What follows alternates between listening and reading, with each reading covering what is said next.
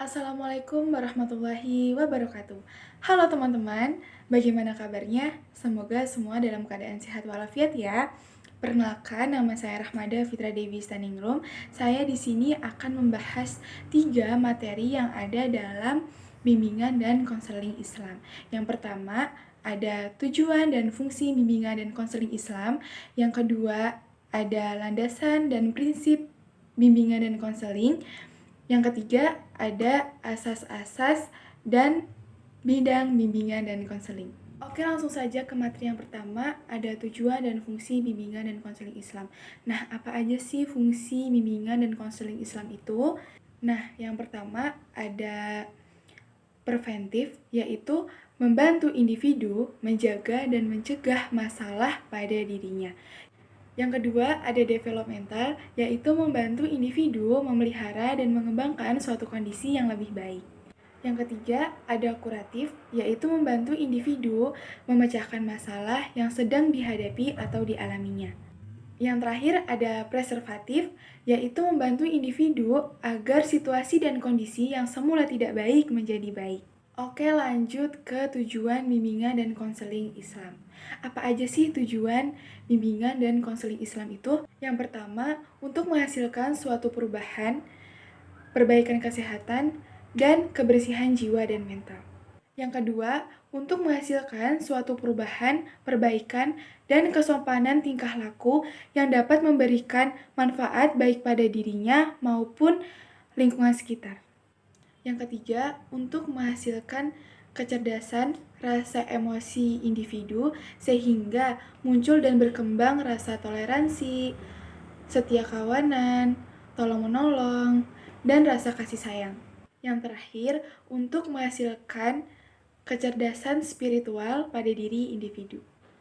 Oke, lanjut materi yang kedua, ada prinsip dan landasan bimbingan dan konseling.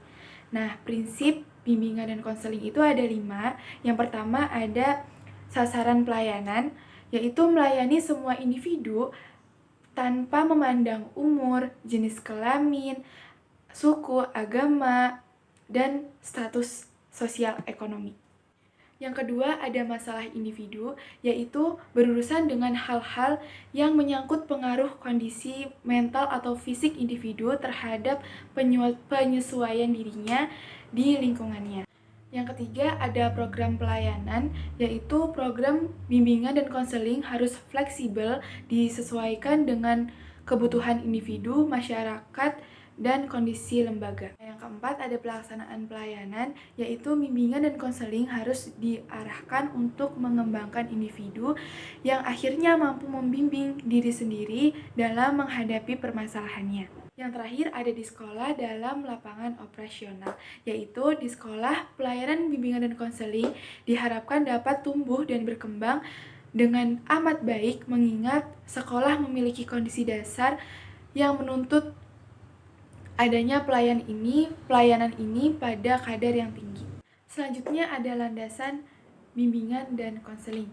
Nah, landasan bimbingan dan konseling itu ada 6. Yang pertama ada filosofis, yaitu landasan yang dapat memberikan arahan dan pemahaman khususnya bagi konselor dalam melaksanakan setiap kegiatan bimbingan dan konseling. Yang kedua ada landasan religius, yaitu sikap yang mendorong perkembangan dan peri kehidupan manusia berjalan ke arah dan sesuai dengan kaidah-kaidah agama. Yang ketiga ada psikologis, yaitu memberikan pemahaman tentang tingkah laku individu yang menjadi sasaran.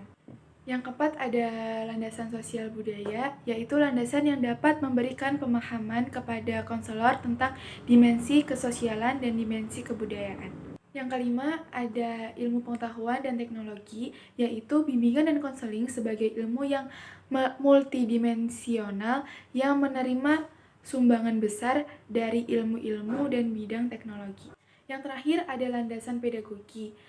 Pedagogi diartikan sebagai strategi atau metode mengajar. Artinya, ketika seseorang melakukan praktik bimbingan dan konseling, berarti ia sedang mendidik. Oke, materi yang terakhir ada asas-asas dan bidang bimbingan dan konseling. Nah, untuk asas-asas sendiri ada 12 asas ya di bidang konseling itu. Yang pertama ada asas kerahasiaan, yaitu dirahasiakannya segenap data dan keterangan peserta didik atau konseling ya yang menjadi sasaran layanan. Yang kedua ada asas kesukarelaan, yaitu adanya kesukaan dan kerelaan peserta didik menjalani pelayanan atau kegiatan yang diperlukan baginya. Yang ketiga ada asas keterbukaan, yaitu agar peserta didik yang menjadi sasaran layanan atau kegiatan bersifat terbuka dan tidak berpura-pura. Yang keempat ada asas kegiatan, yaitu agar peserta didik yang menjadi sasaran layanan dapat berpartisipasi aktif dalam penyelenggaraan layanan. Yang kelima ada asas kemandirian, yaitu peserta didik sebagai sasaran layanan menjadi individu yang mandiri dengan ciri-ciri mengenal dan menerima diri sendiri dan lingkungannya. Yang keenam ada asas kekinian, yaitu agar objek sasaran layanan bimbingan dan konseling, yakni permasalahan yang dihadapi peserta didik konseling dalam kondisi yang sekarang ini. Yang ketujuh ada asas kedinamisan, yaitu agar isi layanan terhadap sasaran layanan peserta didik yang sama hendaknya selalu bergerak maju atau tidak monoton. Yang kedelapan ada alih tangan kasus, artinya agar pihak-pihak yang tidak mampu menyelenggarakan layanan BK secara tepat dan tuntas atas suatu permasalahan peserta didik dapat mengalihtangankan permasalahannya itu kepada pihak yang lebih ahli. Yang kesembilan ada keterpaduan, yaitu agar berbagai layanan dan kegiatan bimbingan dan konseling saling menjunjung harmonis dan terpadu. Yang ke-10 ada kenormatifan, artinya agar segenap layanan dan kegiatan BK didasarkan pada nilai dan norma yang ada. Yang ke-11 ada keahlian, artinya agar layanan dan kegiatan bimbingan dan konseling diselenggarakan atas dasar kaidah-kaidah profesional. Yang terakhir ada asas tuturi handayani, yaitu dapat menciptakan suasana yang mengayomi, mengembangkan keteladanan, dan memberikan rangsangan dan dorongan serta kesempatan yang luas-luasnya kepada konseling untuk maju. Selanjutnya ada bidang bimbingan dan konseling. Nah, bidang bimbingan dan konseling di sini ada 6. Yang pertama ada pribadi, yaitu untuk membantu siswa menemukan dan mengembangkan pribadi yang beriman dan bertakwa kepada Tuhan Yang Maha Esa serta sehat jasmani dan rohani. Yang kedua ada bidang sosial, yaitu untuk membantu siswa mengenal dan berhubungan dengan lingkungan sosialnya yang dilandasi budi pekerti luhur, tanggung jawab kemasyarakatan, dan kenegaraan. Yang ketiga ada bidang belajar, yaitu untuk membantu siswa mengembangkan diri, sikap, dan kebiasaan belajar yang baik untuk menguasai pengetahuan dan keterampilan. Yang keempat ada bidang karir, yaitu untuk membantu siswa merencanakan dan mengembangkan masa depan karir. Nah, maksudnya di sini tuh kayak seperti konsul untuk universitas seperti itu. Yang kelima ada bidang keluarga, yaitu untuk membantu siswa memperoleh pemahaman yang benar tentang kehidupan berkeluarga. Terakhir ada bidang agama, yaitu agar siswa memiliki pemahaman yang baik dan benar tentang ajaran agamanya. Sekian penjelasan materi dari saya. Mohon maaf bila ada kesalahan kata atau penyampaian kata yang kurang jelas. Terima kasih. Wassalamualaikum warahmatullahi wabarakatuh.